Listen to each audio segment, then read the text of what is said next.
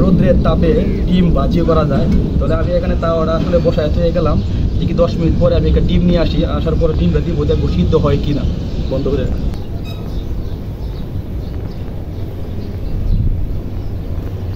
যাই হোক, আমরা এখন 10 মিনিট পরে এই ডিমটা এখন ভাঙবো, ভাঙে এটা আমরা দিব, দিয়ে দেখবো আসলে সিদ্ধ ডিম ভাজি হয় কিনা।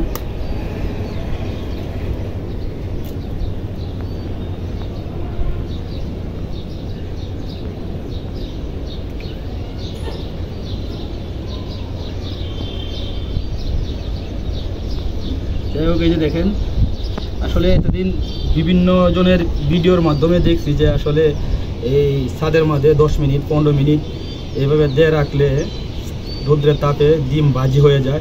সেটার বাস্তবতা আজকে দেখলাম, যে নিজেই সময় পাইলাম, সময় পাওয়ার কারণে দেখলাম যে আসলে রোদ্রের তাপে ডিম ভাজি হয়। তো আমার মূল কথা হচ্ছে যে এখানে যদি 10 মিনিটে রোদ্রের তাপে একটা ডিম যদি ভাজি হয়ে যায়, তাহলে যারা 12 ঘন্টা 13 ঘন্টা 14 ঘন্টা দিনের পর দিন এই রোদ্রের মধ্যে থেকে জীবিকা অর্জনের জন্য পেটের দায়ে এবং দেশের উন্নয়নের দ্বারা অব্যাহত রাখার জন্য দিনরাত পরিশ্রম করছে, আসলে তাদের শরীরে কতটুক ধৈর্য আর কতটুক তারা তাপমাত্রা সহ্য করে আসলে সংগ্রাম করতেছে তাদের জীবিকা অর্জনের জন্য এবং সংসারে দেশের উন্নয়নের দ্বারা অব্যাহত রাখার জন্য।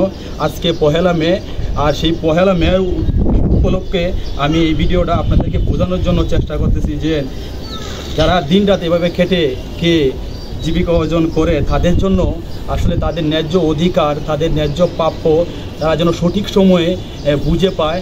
আর এই শ্রমিক দিবসের শ্রমিকের অধিকারটা যেন সঠিক অধিকার সঠিক প্রাপ্য বুঝে পায়। এর জন্য যারা যে সকল শ্রমিক, যে সকল মালিকের আন্ডারে কাজ করে, সেই সকল মালিকরা যেন টাইম টু টাইম তাদের ন্যায্য অধিকার বুঝিয়ে দেয়।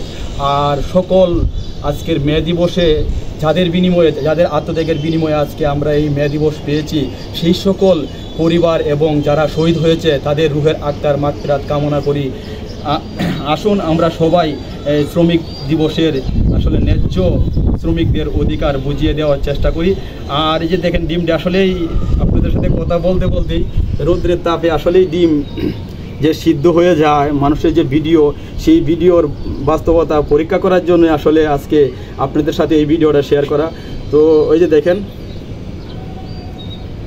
এতদিন কিন্তু আসলে বিভিন্ন জনের ভিডিও দেখতাম, আর আমিও বিশ্বাস করতাম না যে আসলে রোদ্রের তাপে কিভাবে ডিম ভাজি হবে। এর জন্য আসলে এই ভিডিওটা শেয়ার করা এবং শ্রমিক দিবসে সকল শ্রমিকদের অধিকার যেন ন্যায্য অধিকার যেন সঠিক টাইমে বুঝিয়ে পায়, এর জন্যই আসলে এই ভিডিওটা করা।